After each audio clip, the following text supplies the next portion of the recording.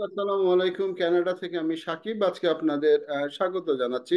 আজকে ঠিক গতকালকে কানাডা টরন্টো পুলিশের ওয়েবসাইট থেকে একটি নিউজ শেয়ার করব এবং এই বিষয়টা নিয়ে যারা কানাডায় আছেন আসবেন তাদের জানার প্রয়োজন রয়েছে, কারণ এই ঘটনাগুলি সেটা হচ্ছে যে আব্দুল করিম নামে 32 বছর বয়স্ক এক যুবককে টরন্টো পুলিশ আটক করেছে এবং আটক হিসেবে তারা কজ দেখিয়েছে যে সেক্সুয়াল অ্যাসল্ট।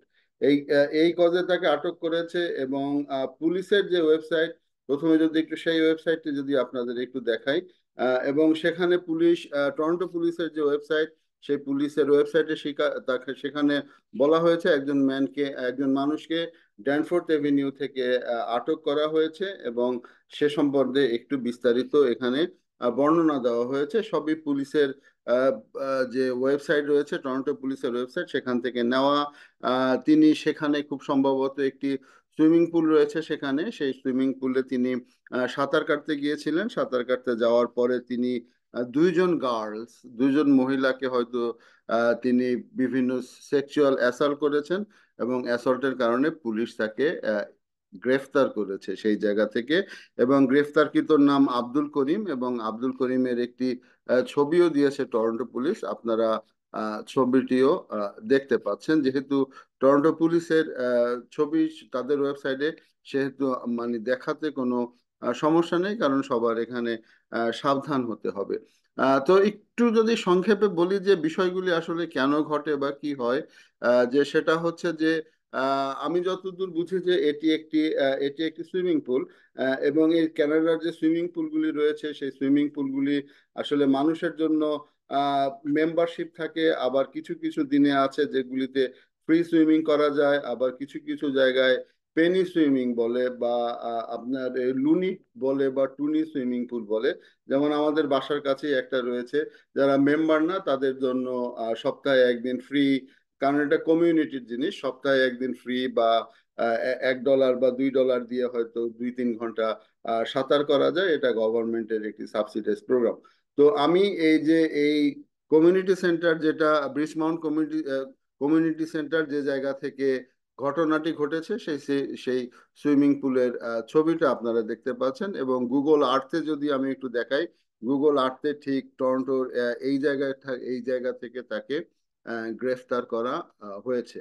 তো এইবার একটু আসলে একটু বিষয়টা একটু বলি যে কানাডাতে পৃথিবীর বিভিন্ন দেশ থেকে ভিজিট ভিসায় শত শত লোক এসেছে এবং ক্যানাডিয়ান কালচার সম্বন্ধে আসলে ধারণা না নিয়ে এসেছে, এবং না নিয়ে আসার ফলেই কিন্তু এই ধরনের বিড়ম্বনায় পড়তে হচ্ছে। তো যারা নতুন করে আসবেন তারা এই ধরনের বিড়ম্বনায় যেন না পড়েন, খেয়াল রাখবেন। এখানে আসলে কাউকে দেখে টিজ করা যাবে না। সুইমিং পুল, আপনারা জানেন যে সুইমিং পুলের ভিতরে মানুষ কোন ধরনের পোশাক ব্যবহার করে, তো সেই পোশাক দেখেই তার সাথে কথা বলা যাবে না। তার আশেপাশেও যাওয়া যাবে না। হ্যাঁ, আপনি আপনার মতো সুইম করবেন, সে তার মতো করবে, কিন্তু এই ধরনের স্বল্প পোশাক দেখে আসলে কখনোই কোনোভাবে নিজেকে কন্ট্রোল রাখতে হবে। তার সাথে কথা বলা, যদি আপনার পরিচিত না হয়, আপনি তার সাথে কেন কথা বলবেন, তার কাছে কেন যাবেন? তো এই বিষয়গুলো মাথায় রাখতে হবে। সামনে সামারের মধ্যে অনেক বিচ, অনেক জায়গায় মানুষ খুবই খোলামেলা ড্রেসে চলাফেরা করে, যেটা বাংলাদেশের ক্ষেত্রে হয়তো অনেক কিছু, বা আমরা যারা সাবকন্টিনেন্ট থেকে আসি তাদের জন্য এটা অনেক কিছু, কিন্তু এই ধরনের ড্রেস পরে হাঁটা মানেই কিন্তু আহ অন্য কিছু না। এটাকে খুব স্বাভাবিকভাবে নিতে হবে। অর্থাৎ এইভাবে যে আব্দুল করিম, যিনি আটক হলেন, আমি জানি না তার অপরাধ কি, কিন্তু একটু এদিক সেদিক হলে কিন্তু সেক্সুয়াল অ্যাসল্ট সহ বিভিন্ন ধরনের জটিলতায় পড়তে পারেন। মনে রাখবেন, কানাডায় কোনো মহিলার সাথে হাক করা তো দূরের কথা, সে যদি আগ্রহী না হয় হ্যান্ডশেক পর্যন্ত করবেন না। বাসে যদি দেখেন যে একটা মেয়ে পাশে বসে রয়েছে, ওই সিটটা ফাঁকা, অন্য কোনো সিট ফাঁকা নেই, তার অনুমতি ছাড়া তার পাশে বসাটাও কিন্তু ঠিক না।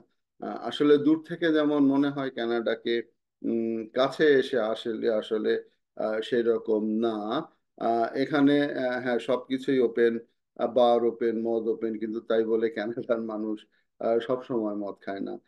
এই মাইন্ড সেট আপ নিয়ে যারা কানাডায় আসবেন তারা ভুল করবেন। এই এবং মনে রাখবেন যে কানাডায় কিন্তু সেক্স ট্রেড নিষিদ্ধ। এইটা একটু বুঝে নিবেন।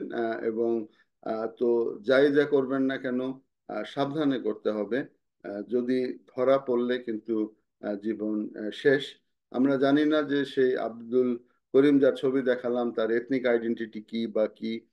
তো তিনি যেহেতু নামের আগে মোহাম্মদ রয়েছে সেহেতু হয়তো মুসলিম ধর্মাবলম্বী হবেন বা এই টাইপের একটা কিছু হবেন, এবং যেহেতু ব্রাউন কালার সেহেতু হয়তো আমাদের সাবকন্টিনেন্টেরই কেউ হবেন। তো তার প্রতি সমবেদনা, এবং নতুন যারা আসছেন বা আসবেন দয়া করে কানাডা সম্বন্ধে স্টাডি করে আসবেন, কার সাথে কিভাবে আচরণ করতে হয়, কার সাথে কিভাবে কথা বলতে হয়, বাসে কিভাবে চলতে হয়, এই বিষয় আশয়গুলি কিন্তু একটি যদি সুইমিং পুলে যান সেই সুইমিং পুলের কালচারটা কি সেই জিনিসটা জানতে হবে।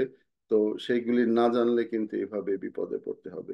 তো ধন্যবাদ সবাইকে। নতুন কোনো বিষয় নিয়ে দেখা হবে। সে পর্যন্ত ভালো থাকবেন। আসসালামু আলাইকুম।